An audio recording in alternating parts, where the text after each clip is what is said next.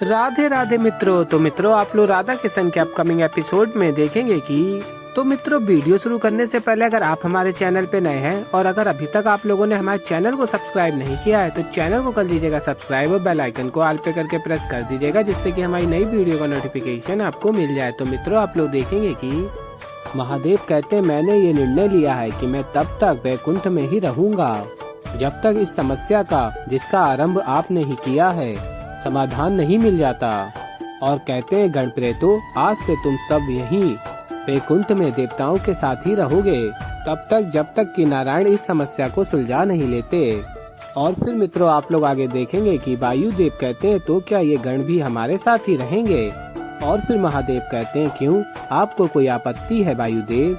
और कहते हैं, यदि है तो नारायण से कहिए ना कि आपको कोई नया स्थान ले दें, क्योंकि मेरे गणप्रेत तो वहीं रहेंगे जहां इनके महादेव रहेंगे।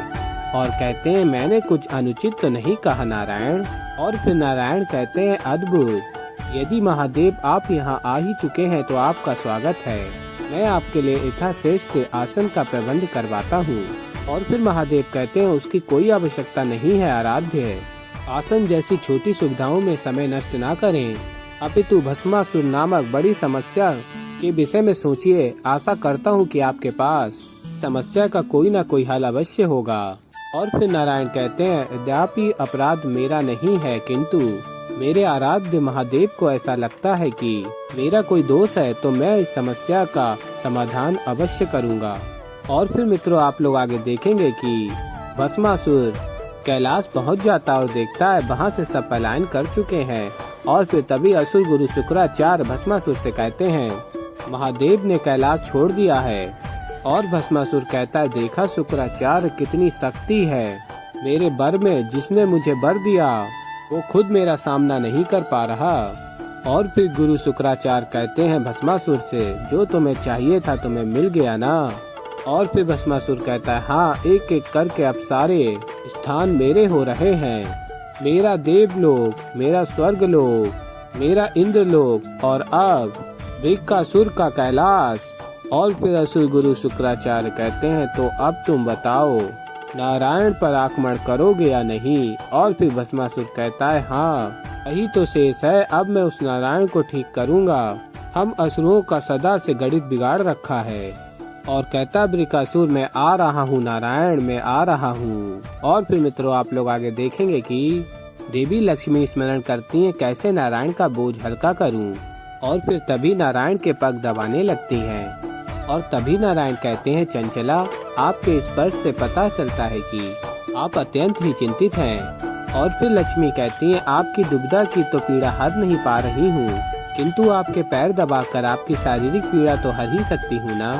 और फिर नारायण कहते हैं, किंतु मेरे पैर दबाने से समस्या का समाधान तो नहीं निकलेगा। और फिर लक्ष्मी कहती है, तो कैसे मिलेगा? मैं हर वो कार्य करने के लिए तत्पर हूँ जिससे आपकी सहायता हो। मुझे बताइए प्रभु, मैं क्या कर सकती हूँ? और फिर नारायण कहते हैं, किंतु आपको मुझे एक वचन देना होगा कि मेरे बताने के पश्चात आप मुझसे कोई भी बात विवाद नहीं करेंगी, मुझ पर विश्वास रखेंगी और जो मैंने करने के लिए कहा है वो आप अवश्य करेंगी। क्या आप मुझे वचन दे सकती हैं? और फिर लक्ष्मी कहती हैं, वचन दिया। और फिर नारायण कहते हैं, महादेव ने देवी पार्वती को ब्रह्मलोक में भेजा है, मैं चाहता हूँ कि आप भी वहाँ जाएं। और फिर देवी लक्ष्मी कहती हैं, पर क्यों? और फिर नारायण बताते हैं, संभावना है कैलाश के बाद भस्मासुर यहाँ वैकुंठ में आक्रमण करने आ सकता है, और यदि ऐसा कुछ हुआ तो यहाँ एक भीषण युद्ध होगा, और मैं नहीं चाहता कि उस समय आप यहाँ रहें।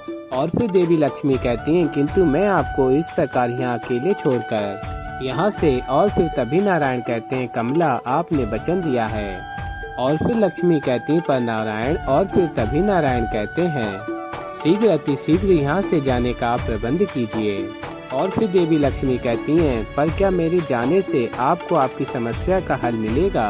और फिर नारायण कहते हैं, आप निश्चिंत होकर सब कुछ मुझ पर छोड़ दीजिए लक्ष्मी, विश्वास कीजिए, मैं इस समस्या का समाधान अवश्य कर लूंगा।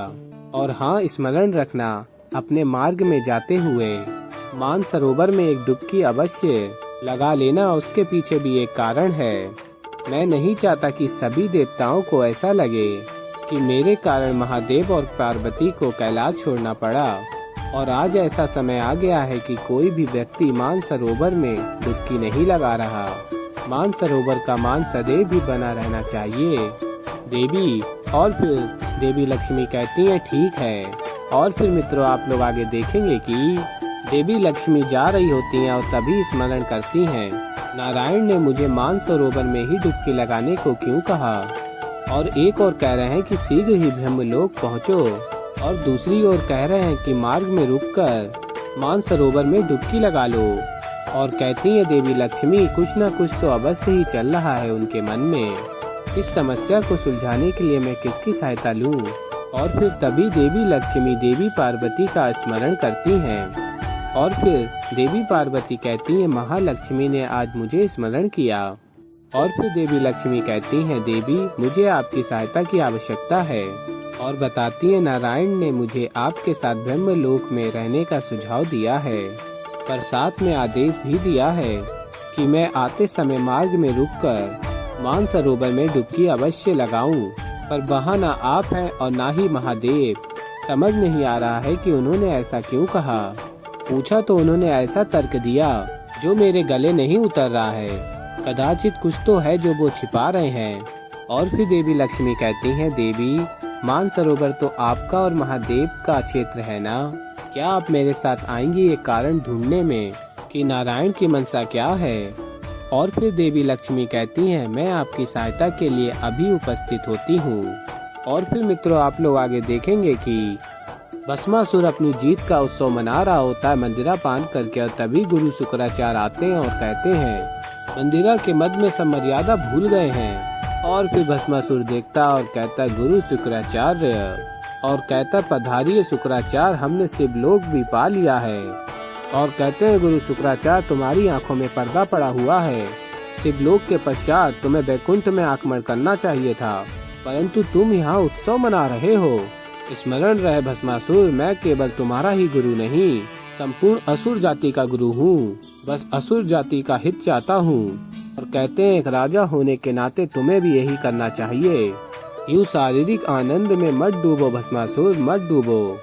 और फिर आगे आप लोग देखेंगे भस्मासुर गुरु शुक्राचार्य के आदेश पे वैकुंठ पे आक्रमण के लिए जा रहा होता है। और तभी गुरु शुक्राचार्य कहते हैं ऐसे वैकुंठ पे आक्रमण करने ऐसे जाओगे भोग विलास ने तुम्हें अशुद्ध कर दिया है। और कहते हैं गुरु शुक्राचार्य ऐसे तुम वैकुंठ नहीं जीत सकते भस्मासुर। तुम जाते हुए मानसरोवर में डुबकी लगा लेना मलिनता दूर हो जाएगी। और फिर मित्रों आप लोग आगे देखेंगे कि नारायण कहते हैं अब आया नियति का चक्र उचित दिशा में। और फिर तभी महादेव आ जाते हैं। और फिर नारायण कहते हैं आइए महादेव कहिए सभी गढ़ कुशल तो है ना।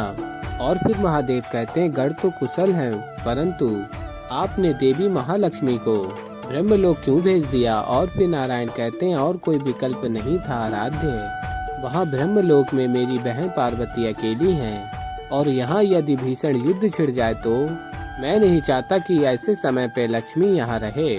लक्ष्मी को लेके मेरी चिंता उसकी सुरक्षा और दूसरी ओर मेरी बहन का अकेलापन दोनों समस्याओं का समाधान कर दिया। और फिर महादेव कहते हैं मैं भली भांति जानता हूँ नारायण आपने ऐसा मेरे कर्म के कारण ही किया है। मुझे खेद है कि मेरे कारण आपको और देवी माँ लक्ष्मी को अलग होना पड़ा। कहते हैं पर मैं भी क्या करता नारायण, समस्या ही ऐसी थी कि सहायता के लिए आपके अतिरिक्त और किसी के पास जा ही नहीं सकता था। अब इस समस्या का समाधान पूरी तरह से आपके हाथ में है। जितना शीघ्र आप इस समस्या का निदान करेंगे उतना शीघ्र ही आप देवी लक्ष्मी से पुनः मिल पाएंगे। और फिर नारायण कहते हैं और आप देवी पार्वती से महादेव। और फिर महादेव कहते हैं मैं गौरी से कैसे मिल पाऊंगा नारायण, मैं तो यहाँ बैकुंठ में हूँ और यहाँ तब तक रहना पड़ेगा जब तक आप इस समस्या का समाधान नहीं निकालेंगे। आपसे निवेदन है कि और समय नष्ट ना करें, शीघ्र अति शीघ्र इस समस्या का समाधान करें। और फिर मित्रों आप लोग आगे देखेंगे कि देवी महालक्ष्मी देवी पार्वती के साथ मानसरोवर में तभी भस्मासुर महालक्ष्मी और देवी पार्वती को देखता है। तो ऐसे ही मित्रों आगे और भी बहुत कुछ देखेंगे आप लोग। तो अभी के लिए इस वीडियो में इतना ही। तो मित्रों मैं मिलता हूँ जल्दी एक नई वीडियो के साथ, तब तक के लिए राधे राधे।